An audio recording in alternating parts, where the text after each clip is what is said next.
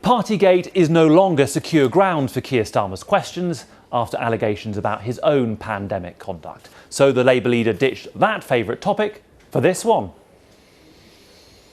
When will he stop the hokey-cokey and just back Labour's plan for a windfall tax to cut household bills? Still pretending the economy is booming, still got his head in the sand in the middle of an economic crisis.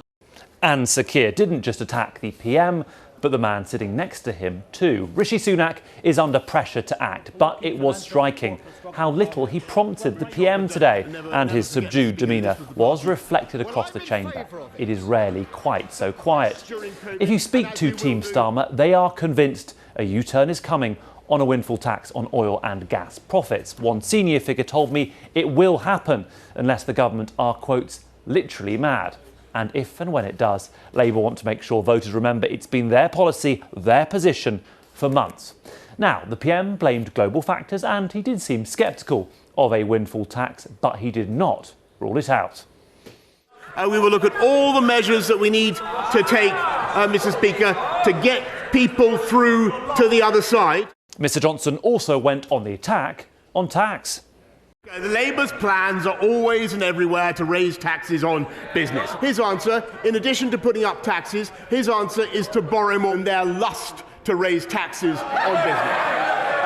Mr. Speaker, we don't relish it.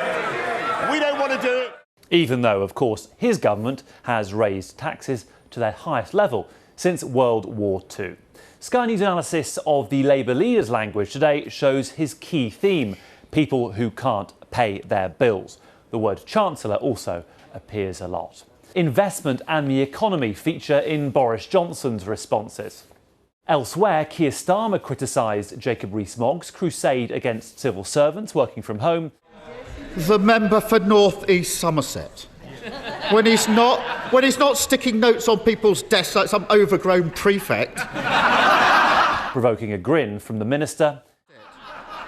When is he finally going to... The Lib Dems focused on farming. From Caithness to Cumbria, from Shropshire to Devon, farmers' own input costs are spiralling upwards. Far from a coincidence with a by-election in rural Devon coming up.